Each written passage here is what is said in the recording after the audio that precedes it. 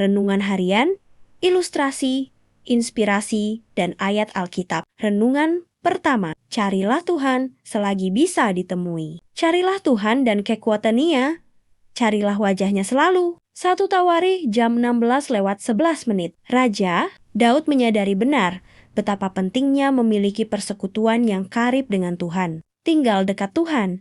Karena itu, ia berkata, sebab lebih baik 1 hari di pelataranmu daripada 1000 hari di tempat lain. Lebih baik berdiri di ambang pintu rumah Allahku daripada diam di kemah kemoh orang fasik Mazmur 84:11. Saat berada di rumah Tuhan, Daud mengalami lawatan Tuhan. Lawatan Tuhan selalu disertai dengan kebaikan dan kemurahannya. Karena itu, Daud terdorong hati untuk bersaksi dan menceritakan kasih, kemurahan, dan perbuatan-perbuatan Tuhan kepada orang lain. Bersyukurlah kepada Tuhan, panggillah namanya, perkenalkanlah perbuatan Ayah di antara bangsa-bangsa, bernyanyilah boginaya, bermasmurlah baginya, percakapkanlah segala perbuatan Ia yang ajaib, bermegahlah di dalam nama-Nya yang kudus. Biarlah bersuka hati orang-orang yang mencari Tuhan. Ayat 8-10. Tak lupa, Daud juga membimbing Salomo, anaknya, untuk lebih mengenal Tuhan, beribadah kepodenia dengan tulus, dan mencari Tuhan dengan kesungguhan hati, seperti yang Daud lakukan. Dan engkau, anakku Salomo, kenallah Allahnya ayahmu, dan beribadahlah kepodenia dengan tulus ikhlas dan dengan rela hati. Sebab Tuhan menyelidiki segala hati dan mengerti segala niat dan cita-cita. Jika engkau mencari Dia, maka Ia berkenan ditemui olehmu. Tetapi jika engkau meninggalkan Dia, maka Ia akan membuang engkau untuk selamanya. 1 Tawarikh 28:9. Selagi Tuhan berkenan untuk ditemui, biarlah kita mencari Tuhan dengan segenap hati. Jangan pernah menoniokan kesempatan yang ada. Sebab apabila kita sampai meninggalkan Tuhan, akibatnya sangat mengerikan, yaitu Dia akan membuang kita untuk selama-lamanya. Tak bisa dibayangkan bagaimana nasib orang yang dibuang oleh Tuhan. Karena itu, Daud memohon kepada Tuhan, janganlah menyembunyikan wajah-Mu kepadaku. Janganlah menolak hambi-Mu ini dengan murka. Engkaulah pertolonganku. Janganlah membuang aku, dan janganlah meninggalkan aku, ya Allah penyelamatku. Mazmur 27:9. Banyak orang mencari uang, harta, atau kekayaan siang dan malam, tetapi Tuhan dilupakannya. Tangan Tuhan melindungi orang yang mencari Dia, tapi murkanya menimpa orang yang meninggalkan Dia. Baca Ezra 8:22b.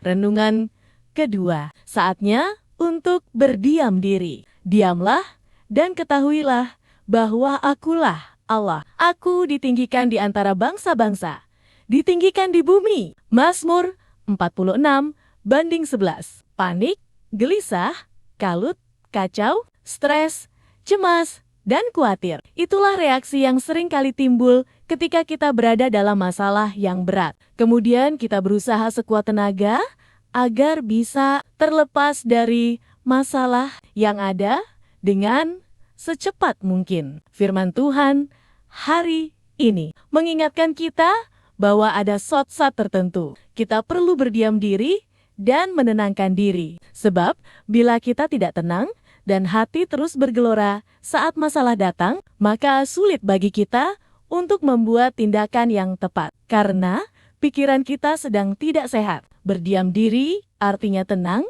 tidak mengadakan reaksi-reaksi keras. Sikap tenang ini sangat diperlukan untuk mencapai tujuan dan doa kita kepada Tuhan. Karena dalam tinggal tenang dan percaya terletak kekuatanmu. Yesaya 30:15b. Berkenaan dengan hal ini, Daud memiliki banyak pengalaman dengan Tuhan.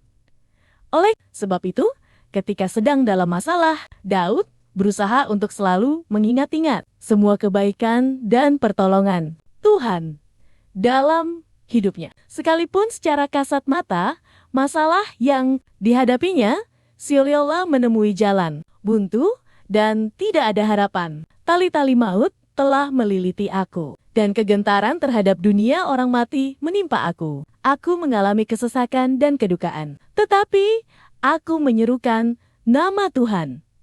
Ya Tuhan, luputkanlah kiranya aku. Mazmur 116, 3-4. Daud percaya bahwa Tuhan pasti memberikan pertolongan tepat pada waktunya. Karena itu, ia memerintahkan jiwanya untuk kembali tenang. Kembalilah tenang, hai jiwaku, sebab Tuhan telah berbuat baik kepadamu.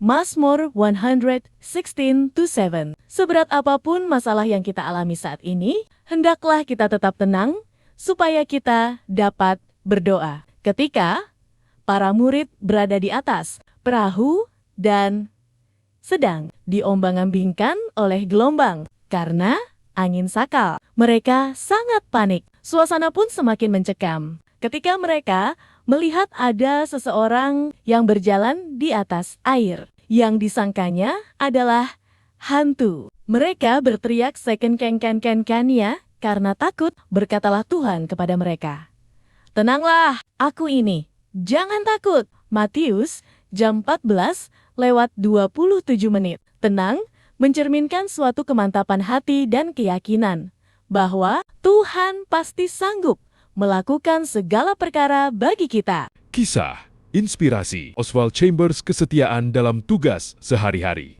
Oswald Chambers lahir pada tahun 1874 di Skotlandia. Sejak muda, ia memiliki minat yang besar dalam seni dan pendidikan. Banyak orang melihat masa depan yang cerah terbentang di hadapannya. Namun, semakin ia bertumbuh dalam iman, semakin ia menyadari bahwa hidupnya dipanggil untuk melayani Tuhan. Chambers bukanlah sosok yang mengejar popularitas. Ia lebih tertarik membantu orang, memahami bagaimana menjalani kehidupan yang sungguh-sungguh bersama Kristus dalam hal-hal yang sederhana dan sehari-hari. Pelayanan yang berfokus pada pembentukan murid. Oswald Chambers mendirikan sebuah sekolah Alkitab di London. Di sana ia mengajar, membimbing, dan mendorong para murid untuk memiliki hubungan yang dekat dengan Tuhan. Pengajarannya tidak berfokus pada teori semata. Ia menekankan ketaatan, penyerahan diri, dan kesediaan mengikuti kehendak Tuhan dalam setiap aspek kehidupan. Banyak orang datang dengan harapan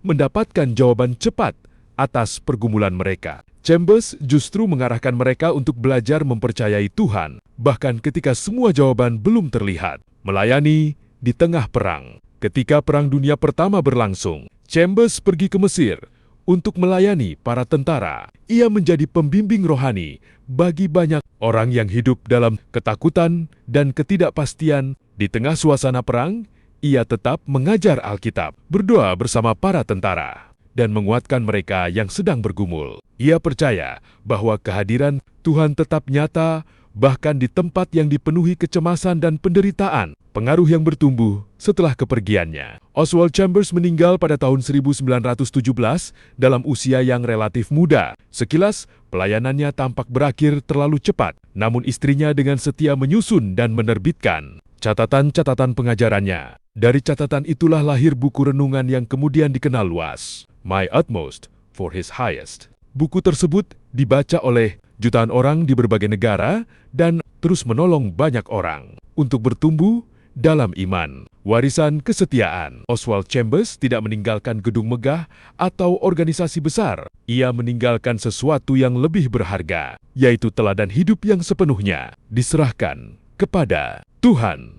Kisahnya menunjukkan bahwa kesetiaan dalam tugas sehari-hari dapat menghasilkan dampak yang jauh melampaui apa yang dapat dilihat seseorang selama hidupnya. Hidup Oswald Chambers mengingatkan bahwa Tuhan sering memakai kesetiaan dalam hal-hal yang tampak biasa untuk menghasilkan dampak yang jauh lebih besar daripada yang dapat kita lihat selama hidup kita. Karena itu, saudara-saudaraku yang kekasih, berdirilah teguh, jangan goyah, dan giatlah selalu dalam pekerjaan Tuhan, sebab kamu tahu bahwa dalam persekutuan dengan Tuhan, jerih payahmu tidak sia-sia. 1 Korintus jam 15:58.